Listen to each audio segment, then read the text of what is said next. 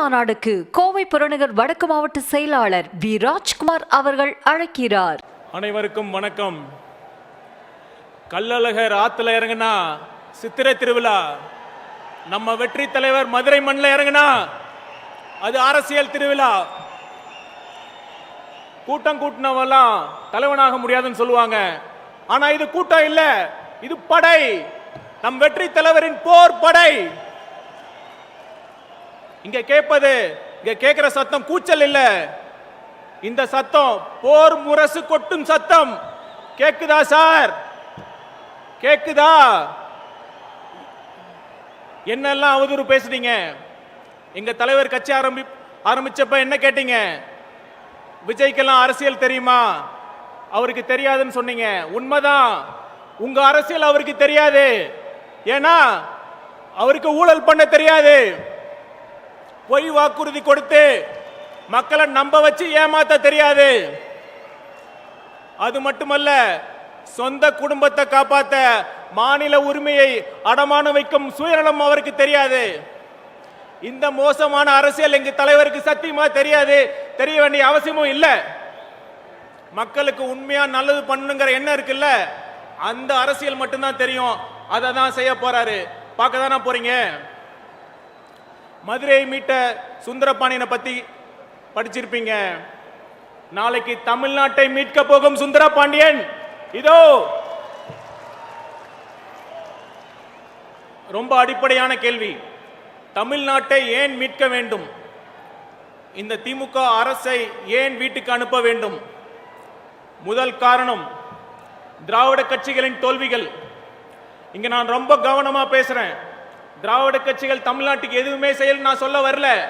ஆனா அவர்களின் தற்போதைய நிலை, இதுதான் இங்க ரொம்ப முக்கியமான கேள்வி. பேரறிஞர் அண்ணா அவர்கள் அவர் குடும்பத்துக்காக எந்த சொத்தையும் பெருசா சேர்த்து வைக்கவே இல்லை. இன்னும் சொல்ல போனா அவர் இருக்கும் போது அவருக்கு கடன் தான் இருந்துச்சு. ஆனா இப்ப இருக்கிற அமைச்சர்கள் அப்படிதான் இருக்காங்களா?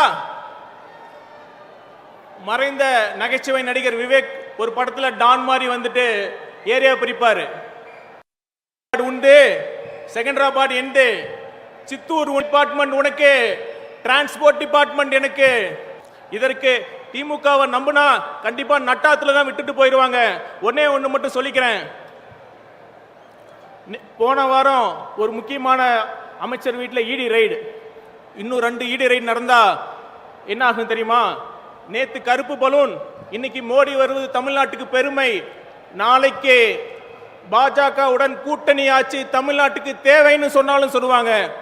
அதனால இந்த பிளவுவாத சக்திகளை எதிர்க்கணும்னா சமரசம் இல்லாத கொள்கை வேண்டும்.